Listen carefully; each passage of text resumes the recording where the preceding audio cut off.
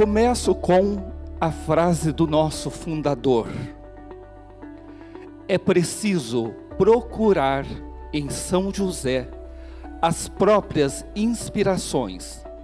Ele que foi na terra o primeiro a cuidar dos interesses de Jesus.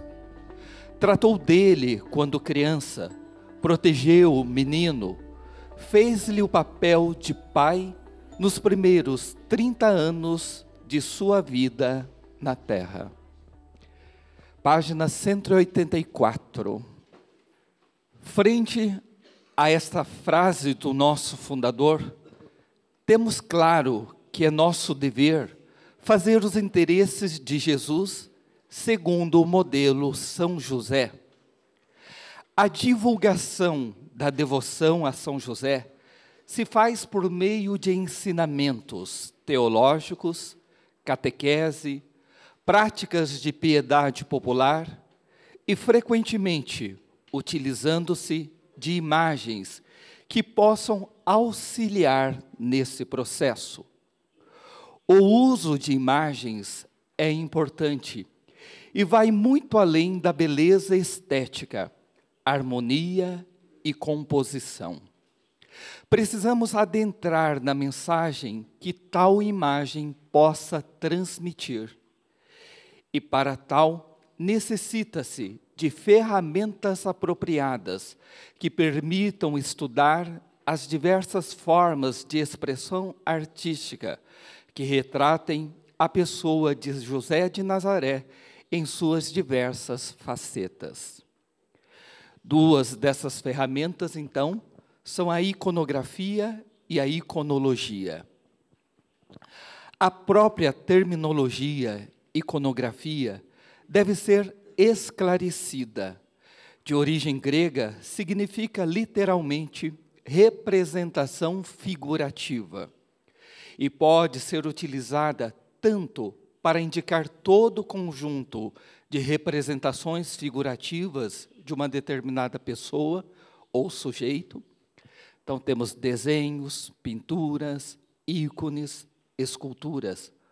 Ou também como disciplina, que estuda e descreve as imagens, as formas onde os indivíduos estão representados. Os historiadores da arte, os iconografistas, concebiam a ideia de que as pinturas não são feitas apenas para serem observadas, mas também para serem lidas, significando que as obras de arte possuem um conteúdo intelectual, bem como uma filosofia e uma teologia implícita. Na página agora 186, 187. Os termos iconografia e iconologia foram descritas por Erwin Panofsky, como proposta metodológica para análise de obras de arte. O método Panofsky faz análise em 3 níveis de significado. O primeiro corresponde à descrição pré-iconográfica, que engloba o significado primário ou natural, a identificação das formas, dos objetos e eventos presentes na imagem. O segundo nível, voltado ao significado secundário ou convencional, trata-se da descrição iconográfica, é o da descrição. Diferente do nível anterior, que procura o elo das composições da imagem com assuntos e conceitos, e, por último, o terceiro nível, voltado ao significado intrínseco ou conteúdo, é denominado descrição iconológica, definida pela descoberta e interpretação dos valores simbólicos presentes na imagem. Sobre as diferenças desses 2 últimos níveis, Panofsky explica o sufixo grafia deriva do verbo grego graphein, que significa escrever, relata o que está escrito na imagem. Trata-se, portanto, de um método puramente descritivo, ou seja, coleta e classifica a evidência, mas não se considera obrigada ou capacitada a investigar a gênese. Já o sufixo logia, deriva de logos, que significa pensamento, razão. Iconologia, portanto, é um método de interpretação que advém da síntese mais do que da análise.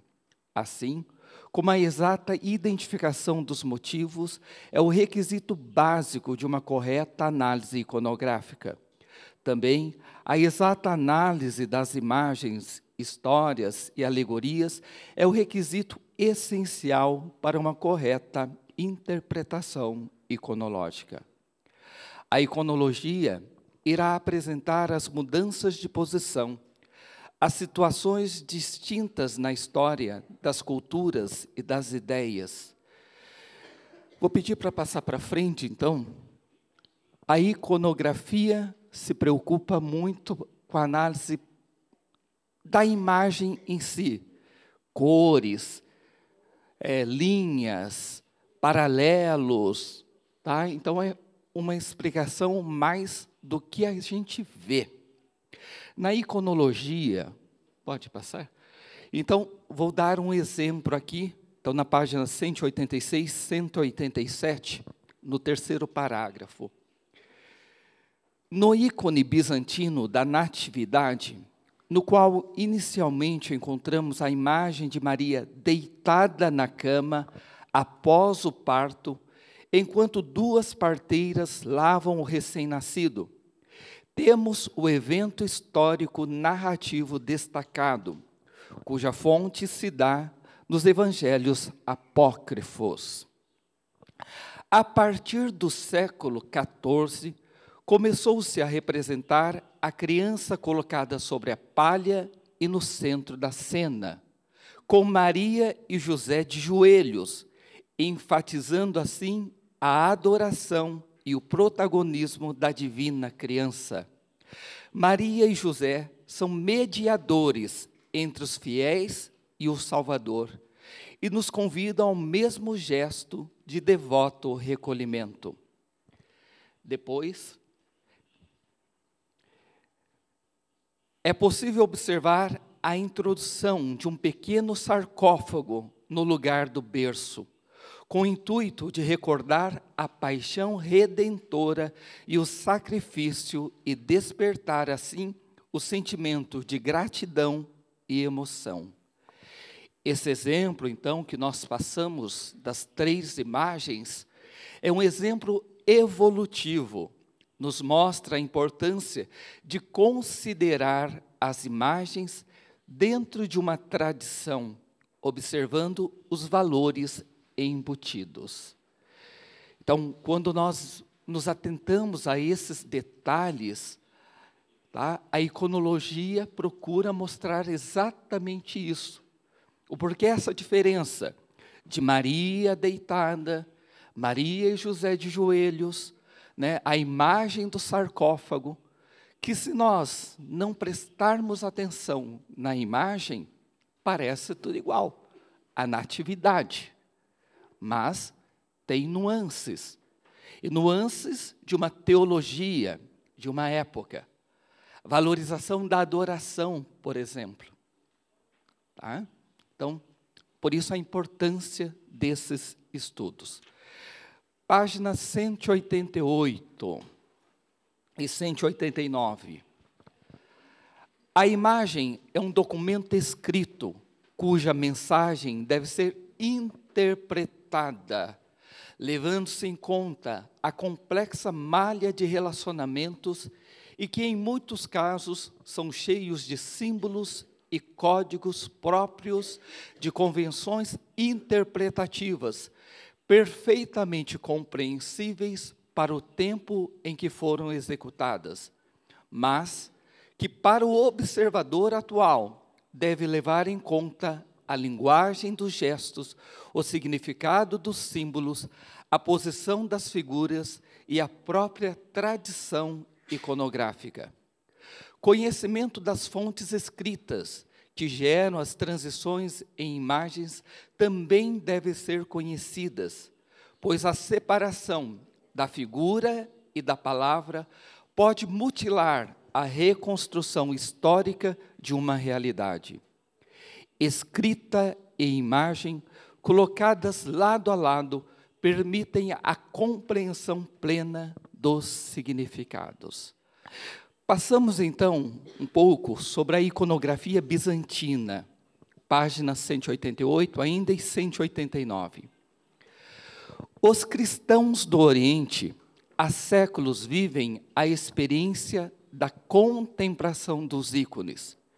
Iconografia, enquanto escrita de um ícone, escrita de uma imagem, é palavra de Deus, escrita com a imagem, por meio de uma linguagem codificada e reconhecida em diversas regiões geográficas. Por meio dos ícones, percebemos que os orientais são mais silenciosos e sensíveis, menos verbais e conceituais. No Concílio Ecumênico de Constantinopla, em 843, ícone e palavra são alçados à mesma esfera significativa. Pois, da mesma forma como todos alcançam a salvação pela palavra destes últimos, livros dos evangelhos, todos encontram, pela ação da imagem das cores, seu ganho espiritual, e todos são capacitados a compreender a linguagem profunda dos quadros. Como a palavra pelas letras, assim a pintura proclama o mesmo pela representação das cores. O ícone torna-se palavra de Deus, ouvida pelos olhos, convidando o homem a uma resposta, a uma união transcendente. Ontem, o Serão falava, porque ele estava fazendo um anúncio, por isso, ele explicou os ícones. Mas mais do que a gente ouvir a explicação, nós deveríamos parar diante deles e contemplá-los. E mais, contemplá-los para quê?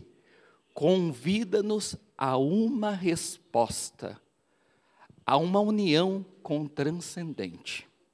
Então, depois precisaríamos parar diante desses ícones. A encarnação é o fundamento teológico do ícone. O semblante do Cristo é o ícone fundamental que possibilita a representação de todos os rostos dos santos, configurados pelo Espírito Santo à sua imagem. É deuterótipos ou protótipos, é reflexo da realidade de Deus, traz a dimensão transcendente que supera a nossa realidade para trazer a realidade de Deus. Para os orientais, isto é claro, tá? É muito claro. Para nós ocidentais, quando queremos um ícone de um santo atual, por exemplo, Papa João Paulo II, o que nós queremos? Um ícone com a cara de João Paulo II. Né? Madre Teresa de Calcutá, com a cara de Madre Teresa. Para o oriental, não. Porque como eles se santificaram, a imagem tem que ser parecida com a do Cristo, com o rosto do Cristo. O ícone, páginas 190, 191. O ícone é a semelhança de Deus realizada num rosto. Quando temos diante de nós a semelhança de Deus, temos o direito de dizer: eis o ícone de Deus. E o ícone de Deus manifesta seu protótipo. O ícone é uma testemunha sensível deste protótipo, transfigurando a face. Ele nos comunica o mistério do mundo invisível, não com palavras, mas com a beleza. Para ser um verdadeiro ícone, deve exprimir uma visão na luz espiritual. Segundo os concílios orientais, enquanto que o lado artístico é confiado ao iconógrafo, o conteúdo espiritual depende dos santos padres, devendo os ícones serem escritos segundo a tradição e não segundo concepções próprias. O verdadeiro iconógrafo via nas exigências canônicas uma libertação, elevado o artista ao nível espiritual. Os cânones libertam a energia criadora para novas aquisições. Um verdadeiro iconógrafo não deseja criar uma fantasia, mas realizar uma obra de beleza objetiva. E a igreja não busca as formas antigas ou modernas, mas as que sejam conforme a verdade. A teologia é importante para a iconografia, para a arte, ajudando a evitar a autorreferencialidade. Ela oferece um sentido para além de si mesmas, evitando o niilismo de pura imanência da obra ou do mundo artístico. A teologia implica na permanente libertação do ser humano e da arte, em relação a todas as escravaturas imanentes, sejam econômicas, políticas, ideológicas ou culturais. Para o padre Tarcísio Stramari, dos Oblatos de São José, assim se expressa: da mesma forma que a teologia é o conhecimento e a exposição da fé, as artes figurativas são, analogamente, a expressão da teologia refletida visualmente. Enquanto séculos, em diferentes lugares, é pregada aos fiéis. Como essas artes são testemunho catequético, não se pode ignorar o estudo preciso do seu conteúdo. Se você quiser realmente saber o que estava teologicamente, devocionalmente recebida e vivida pelos fiéis. É fácil observar como a fantasia das histórias apócrifas e a sobriedade dos evangelhos, as reflexões da mente e o afeto do coração passam pela arte. A arte é o pulso onde você pode controlar objetivamente o estado da saúde da teologia. A criação dos páginas 192, 193. A criação dos ícones fica sobre a responsabilidade dos iconógrafos, que, imbuídos de espiritualidade, deixam-se purificar de tudo que é subjetivo, para abrir-se ao santo e à verdade eterna. Àqueles que recopiam os ícones, não se exigem o olhar solar das águias, mas o mínimo de espiritualidade é necessário para compreender a importância e responsabilidade de seus trabalhos, se não como testemunho, pelo menos como participantes de um testemunho. Vou dar uma pausa no texto e mostrar algumas imagens sobre a importância, sobre a espiritualidade de um ícone bizantino. Tá? Nós, muitas vezes, não temos a noção de como é feito um ícone, como ele é escrito. Ele existe, por detrás dele, uma espiritualidade. Então, vamos conhecer essa riqueza. Primeiro, o verdadeiro ícone bizantino seguindo as regras ortodoxas, é feita sobre madeira. Madeira, tá? Calvário, árvore da vida. Por isso, a necessidade desse material, tá certo? Segundo, tá? Não, como Deus é verdade, para escrever uns ícones, nós não podemos usar material artificial, material sintético. Tudo que representa Deus tem que ser verdadeiro. Por isso, materiais verdadeiros, óxidos, pigmentos naturais, não artificiais. Tá? Ouro deveria ser realmente o ouro verdadeiro. Tá? Então nós temos essa preocupação, por isso dessa mística, por isso dessa valorização da verdade. Depois da madeira, sobre a madeira,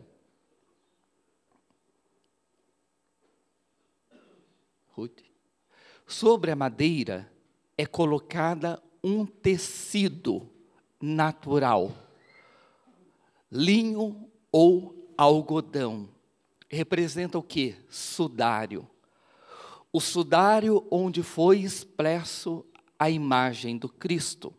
Por isso, essa camada de tecido, linho ou algodão. Sobre o linho, o gesso, branco, luz. Então, significa a inserção da luz sobre a matéria. Depois, o iconógrafo faz o desenho. Esse desenho escrito com pigmento vermelho, o sangue do Cordeiro, o sangue do Cristo. Tá? Então, é esse significado. Por fim, tá? Se pinta do escuro para a cor clara, das trevas para a luz. Tá certo? E o ouro, que representa a nova humanidade, ela é posta sobre uma camada de argila, natureza velha. Então se coloca uma argila e o ouro, ele é fixado simplesmente com água, que representa o batismo. Então, pelo batismo, a natureza velha se torna nova natureza, homem novo. Tá? Então, podemos voltar aqui, na página 192, 193 ainda, no último parágrafo. A capacidade e olhar um ícone é um dom de Deus. E diante dos ícones, devemos deixar-nos transformar interiormente por aquilo que contemplamos e deixar-se purificar o olhar de tudo o que obstrui a visão das coisas eternas. Para que o ícone fale à nossa alma, não se deve olhar com olhos de um crítico de arte ou de um estudioso, mas com os olhos de quem experimentou a misericórdia de Deus e acolheu o Espírito Santo em seu coração. O ícone revela uma visão, enquanto que o ídolo detém nosso olhar e não nos deixa ir além dele. Enquanto o ídolo leva a um ponto cego, se fixa no visível e não consegue transcendê-lo, o ícone se oferece como janela aberta para o infinito. Não detém o olhar, mas o transcende e o eleva à contemplação do mistério. O ícone nos ensina a ler a presença na aparência, o invisível no visível, o olhar o mundo sem se deixar que o olhar fique capturado por aquilo que vê. O idólatra tem o olhar capturado pelo que vê. Sua inteligência se detém no que sabe, sua afetividade naquilo que ama e sua religiosidade naquilo que crê. Diferentemente, o iconógrafo, o visível abre os olhos para o invisível, e aquilo que sabe e ama, abre-lhe o caminho para a verdade. Páginas 194 e 195. Iconografia e iconologia podem ser utilizadas para o estudo dos ícones. Como há várias formas de enxergar o mundo, há diferentes formas de ler e interpretar o ícone. Além de uma leitura estética, litúrgica e teológica, é possível ainda uma leitura antropológica, como sua vocação íntima ao amor divino. A leitura dos ícones tem como objetivo não apenas o conhecimento das tradições nas quais foram concebidas, mas também iniciar-nos na prática epistemológica de nós mesmos, do tecido da nossa existência e de seus elementos, dos quais o ícone é composto. O ícone não descreve a história da vida de Cristo, de Maria ou dos santos, mas relata tal história, interpretando-a, simbolizando-a e transfigurando-a. O ícone não é um quadro com tema religioso, é uma visão do mundo transfigurado, é um mensageiro que traz a mensagem divina e criadora. Então, olharmos o ícone, rezarmos diante do ícone, deixar o ícone nos olhar. Da mesma forma que as Sagradas Escrituras foram inspiradas pelo Espírito Santo, precisamos deixar que o Espírito Santo nos inspire. Cada um diante de um ícone, segundo a sua realidade, segundo a sua vivência atual, também vai conseguir ler aquilo que necessita. Por isso, o ícone deve nos instigar a nossa vida. Diferente da exaltação da beleza física do corpo apresentada na Grécia clássica, a tradição bizantina trilha por caminhos distintos. E nos ícones, a figura humana apresenta uma ausência de realismo, uma vez que busca a transmissão de uma mensagem espiritual que devemos nos familiarizar para melhor entendermos a mensagem.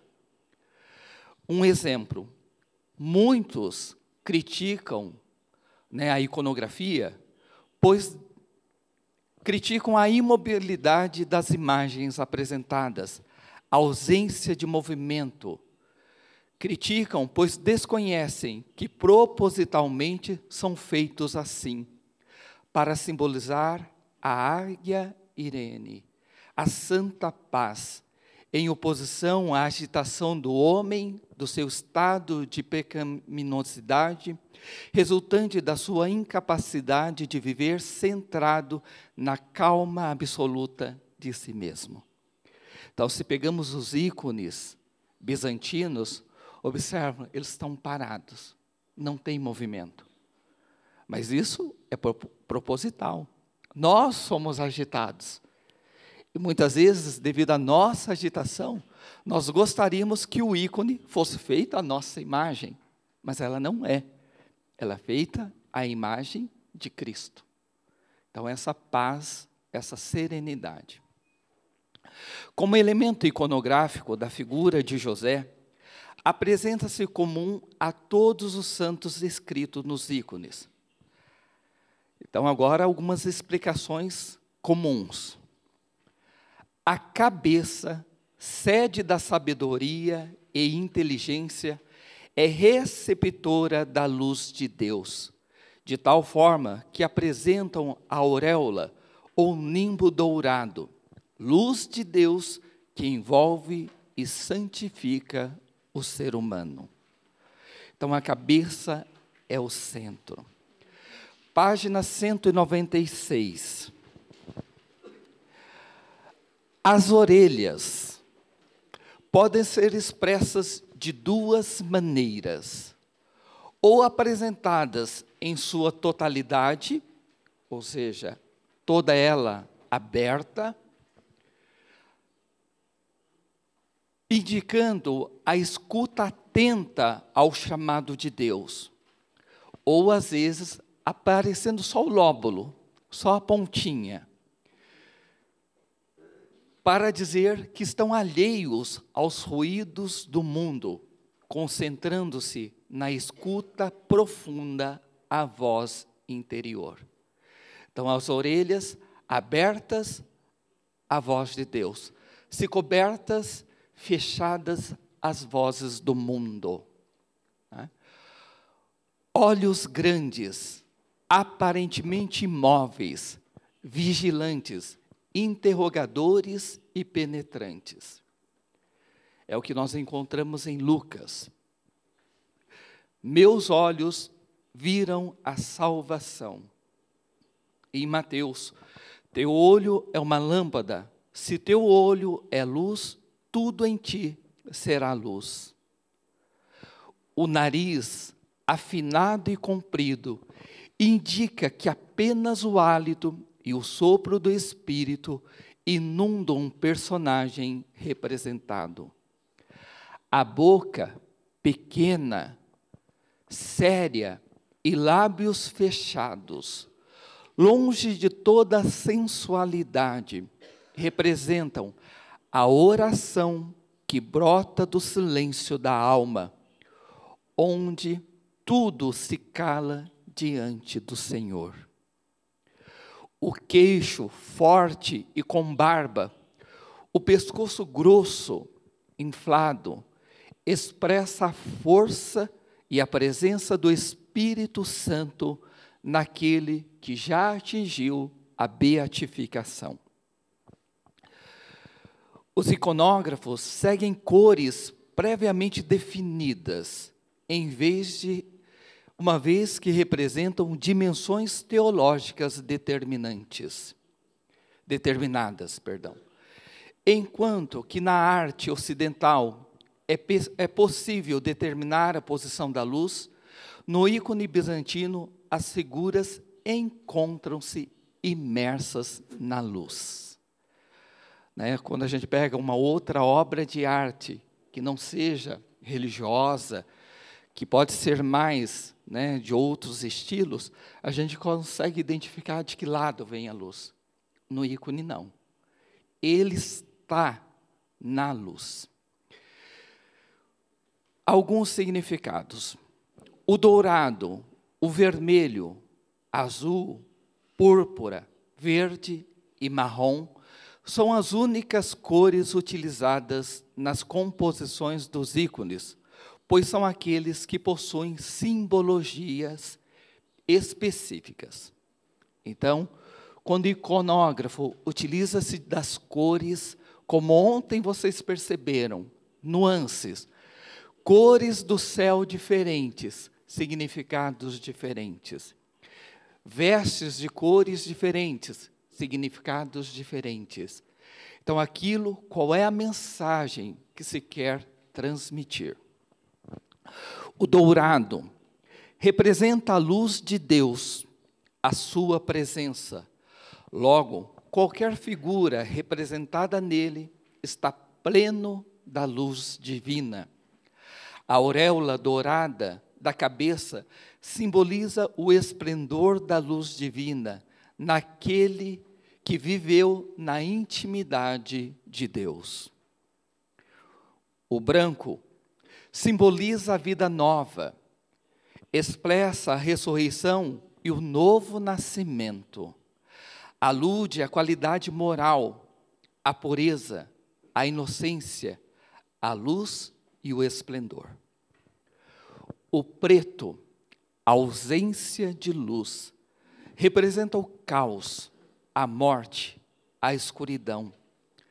Nos santos não são utilizados, mas nos ícones a cor é encontrada na figura dos condenados e demônios, significando que para eles a vida eterna extinguiu-se. O vermelho apela para o sangue e o fogo, portanto, para a vida. Simboliza o sacrifício e o amor que se doa, martírio. Representa o humano e a plenitude do ser humano. A cor púrpura representa a realeza, a autoridade e poder, a dignidade e o sacerdócio.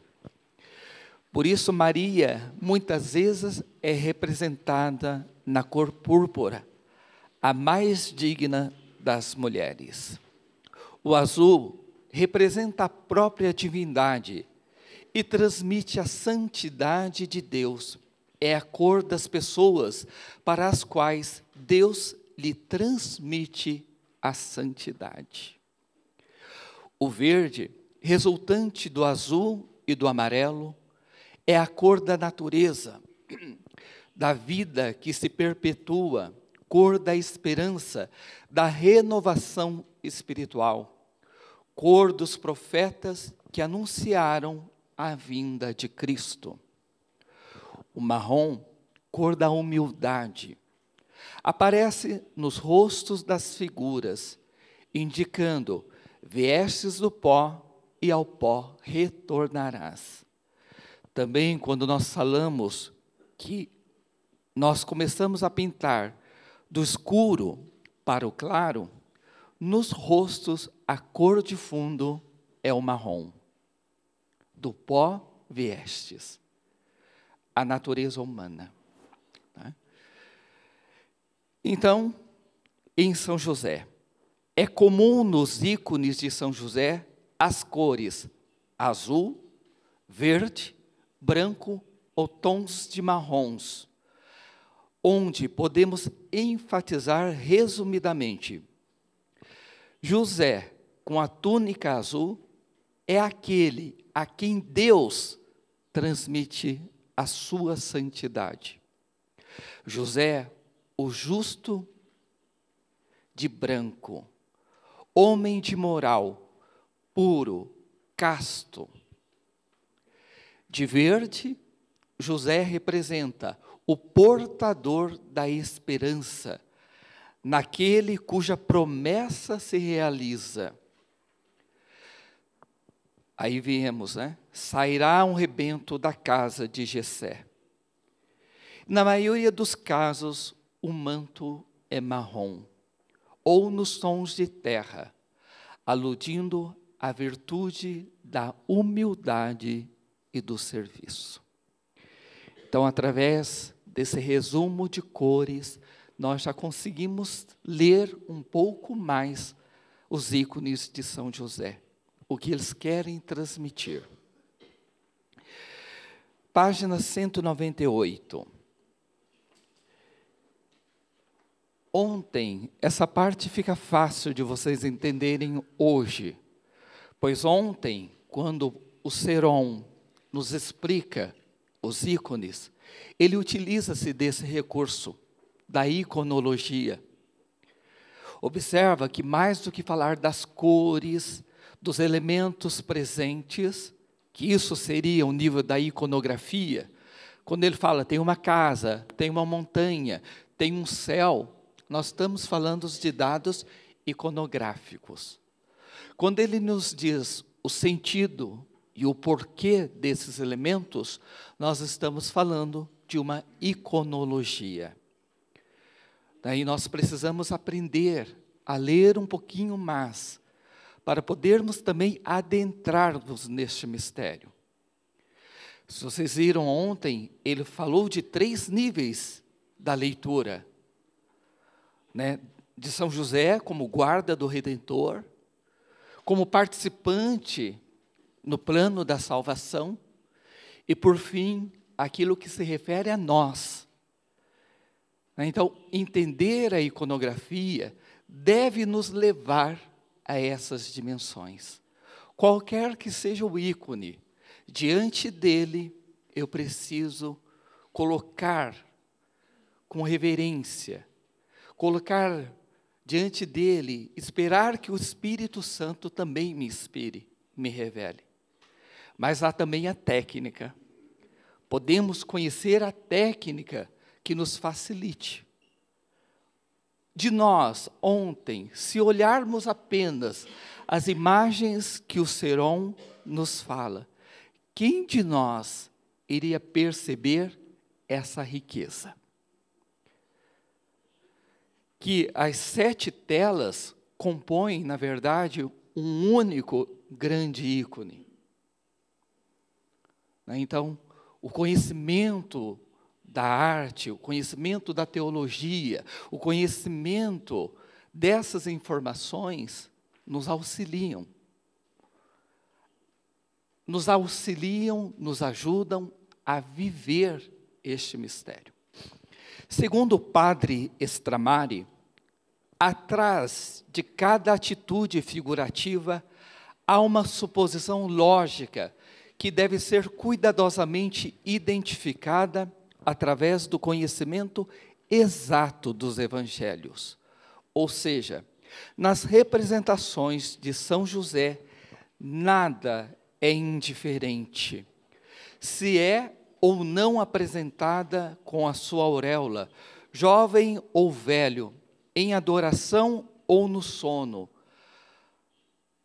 ao lado de Jesus e de Maria, isolado, como simples figurante ou protagonista, trabalhando como ferramenta ou lendo, como uma vara ou lírios na mão. Tudo leva a uma mensagem, onde há uma teologia ou ideia embutida. Também, na iconologia, deve-se verificar os elementos e as fontes da inspiração. Recordamos que a iconografia de José, o justo, São José, o justo, o esposo de Maria, é de representação rara, ao menos na iconografia antiga. O motivo pode ser a pureza doutrinal, visto que a iconografia sempre se preocupou em fugir das representações que pudessem estar associadas ao paganismo. Uma pintura de um homem sendo o pai de Jesus poderia induzir a falsa interpretação de que o Deus maior era José e o Deus subalterno era Jesus. Fato é que a iconografia de São José se confunde com a história devocional do próprio santo. Quando o Padre Bertolin, Padre Mário nos falam da teologia de São José, há uma evolução na compreensão. E isto também vai se refletir na representação. Observem que antigamente nós teríamos o quê? As imagens de José idoso, velho, pois era a ideia, a teologia da época. A partir do momento que os teólogos, estudiosos, mostram José como sendo jovem, se passa a retratá-lo como jovem. Da mesma forma, o protagonismo. No início, José sempre era representado ao lado de uma cena familiar, ao lado de Maria. Hoje, nós encontramos iconografia com José em primeiro plano, mas nem sempre foi assim. Então, a história da iconografia de José, né, ela acompanha o próprio entendimento da figura de José. Tá certo? Então, página 200, 201. Entre os séculos IV a VI, nota-se a representação de José mais ligadas as tradições bíblicas, destacando-se cenas da natividade de Jesus, o anúncio do anjo a José, a fuga e permanência no Egito, a apresentação no templo. A circuncisão de Jesus aparece representada apenas por volta do século X. Entre os séculos XIV e XV, a figura de José encontra-se mais ligada a acontecimentos familiares, e sendo do sexo masculino, é uma figura que observa o fato de longe, não tem contato com a criança. Todo afeto se faz por meio da mãe. A partir do século XVI, a figura de José começa a ganhar destaque. E na cena da visitação, José começa a estar junto com Maria. A cena do trânsito de São José começa a se espalhar. No século XIX, o Papa Pio IX, em 8 de dezembro de 1870, declarou São José como padroeiro da Igreja Universal. Logo, inicia-se a representá-lo com a Igreja nas mãos. A tão conhecida representação de São José Operário é bastante recente. E em 1955, o Papa Pio XII o escolhe como protetor e modelo. Outras particularidades encontram-se nos estudos de José Outra particularidade encontra-se nos estudos de que José não era um ignorante das Escrituras e que o mesmo havia educado Jesus nos ensinamentos judaicos, fazendo dele a figura de um educador. Com os avanços nos estudos e aprofundamentos teológicos e religiosos, permitiu-se a percepção de José nos mais diferentes aspectos de sua vida. Então, aqui nós temos um resumo dessa evolução, né? E ao tirarmos totalmente aquela ideia simplesmente de um José ignorante ou pobre, essa linha, um José que estudou. Ontem, o padre José Neto falou de José como educador. José como educador, nós temos que lembrar que Nazaré é da região norte. E da região norte, eu tenho uma tradição e uma teologia diferente do sul também de Israel. E no norte, tanto a mulher também era uma estudiosa. Alguns teólogos dizem sim que Maria também teria estudado ou conhecia as Escrituras, porque é uma tradição do norte. Quando falamos da misericórdia de Jesus, ou aquilo que ele apresenta, é justamente porque na região norte nós temos uma teologia diferente, uma vivência diferente em relação a Deus. E isso vai para a praxe de Jesus, para os seus ensinamentos. Tá? Então, José também entra nessa história. Para podermos compreender a ideia da teologia e da representação, então vamos fazer 2 exemplos de iconografia, de iconologia. Ruth? Isso.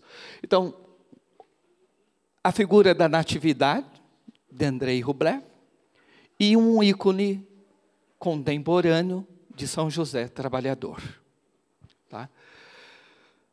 Liturgicamente, sabe-se que as primeiras notícias, na página 200 ainda, último parágrafo, liturgicamente, sabe-se que as primeiras notícias sobre a festa da Natividade do Senhor remontam do século IV, na qual tal festa é unida à celebração da Epifania. Um dos desdobramentos dessas 2 festas é a necessidade da Igreja de combater as doutrinas heréticas dos gnósticos, dos cetas e arianos. Ou seja, desde o nascimento de Cristo, deveria se destacar a verdadeira humanidade e a verdadeira divindade.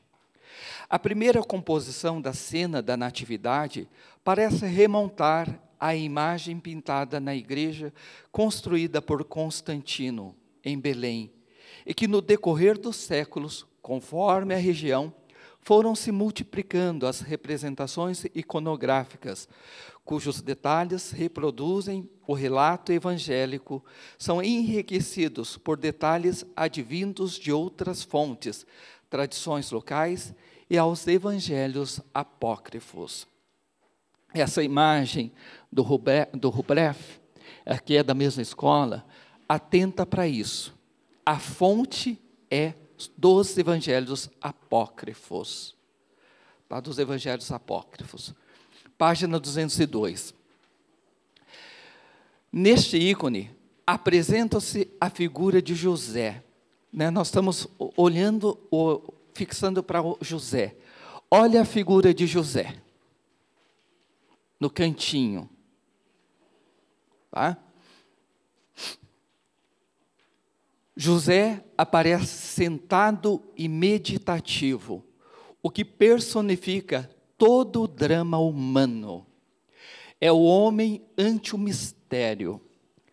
Essa cena tem por inspiração os evangelhos apócrifos. José interrogando-se perante o mistério. Cobriram-no as trevas da noite. Desta forma, no ícone da Natividade, uma concretização da dúvida de José. Por isso, volto a dizer, nós estamos fazendo a interpretação segundo a teologia da época. Tá? Se a gente pega os nossos estudos como josefinos, falando da questão, né, de que essa dúvida é mais em relação ao mistério do que dúvida propriamente dita. Temos a figura de um pastor ali na frente de José. É o pastor que aparece à sua frente em pé, que representam aqueles que escutaram a palavra de Deus, porém cujas preocupações mundanas, cujo racionalismo, cujas elucubrações nécias, genealogias, questões polêmicas em torno da lei foram infrutíferas.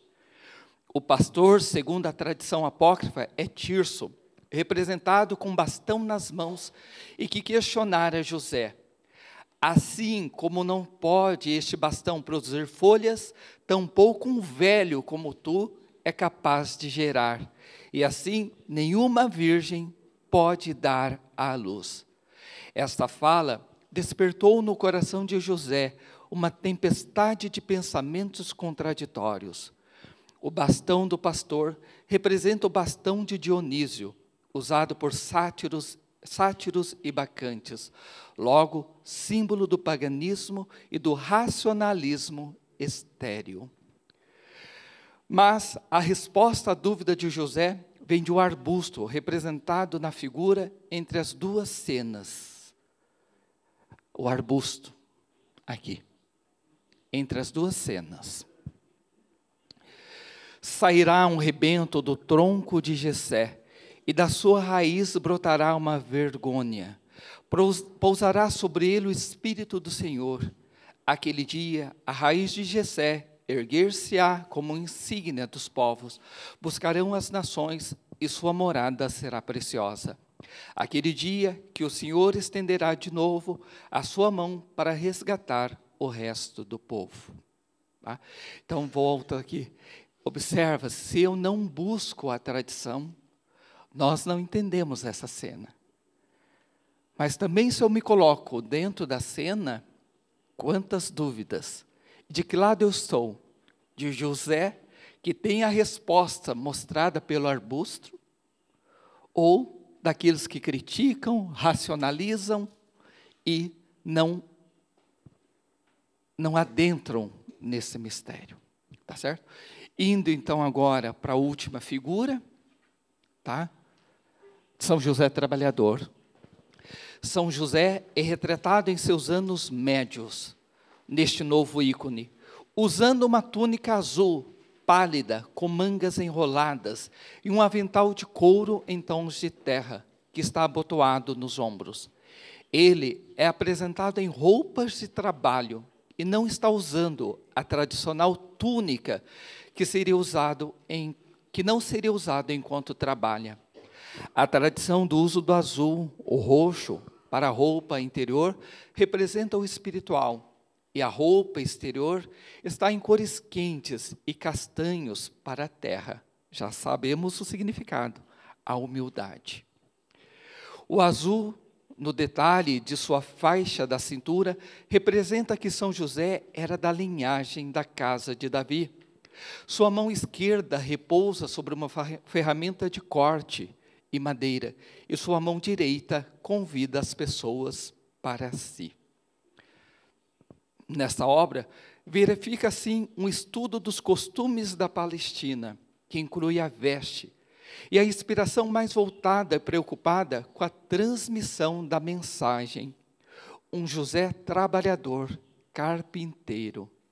Ele não é a representação, um símbolo do trabalho, que muitas vezes nós vemos ele com esquadro, né, como uma ferramenta. Não, ele é o carpinteiro, ele exerce o trabalho, e assim convida-nos a fazer o mesmo.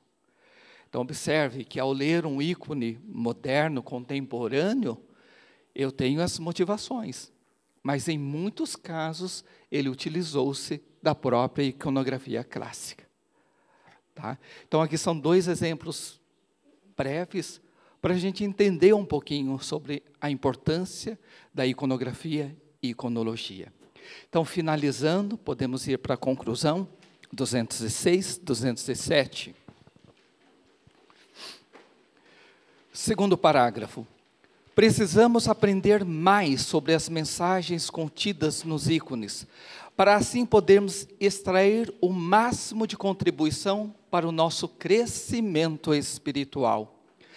Assim como devemos aprender a ler um texto para compreendê-lo e aplicar o conhecimento em nossa vida cotidiana, devemos aprender a ler os ícones, decifrar seus significados, interpretá-los de tal forma que, assim revelados a nós, a presença e a ação de Deus entre os homens.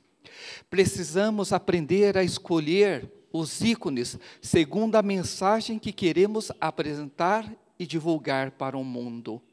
E como nos exorta o Padre Stramari, a aprofundarmos cada vez mais na teologia de São José, nos concentrando nos mistérios da vida de Cristo, o que naturalmente nos leva às representações modernas e atualizadas do Santo José, sempre interpretando os episódios evangélicos à luz do seu significado cristológico, na exposição do papel de José no mistério da salvação. E ainda mais, devemos nos recordar que os mistérios da vida de Cristo devem incluir a Sagrada Família, o casamento de Maria e José, de quem brota. O episódio do censo em Belém deve ser recuperado, cujo mistério requer a presença da criança. Na apresentação de Jesus ao templo, José não é um simples portador de pombas, mas um líder da oferta do primogênito. O episódio do retorno do Egito é privilegiado, porque é teologicamente mais significativo do que o escape. O bastão pode ser preservado, mas deve ser florescido, para não destacar a velhice, mas a eleição. Resumindo, nós também, ao divulgarmos a devoção de São José, precisamos tomar cuidado nas escolhas das imagens que apresentamos para o mundo. Então, saber ler, saber rezar com o ícone, também para podê-lo apresentá-lo como uma forma de divulgação da devoção a São José. Obrigado.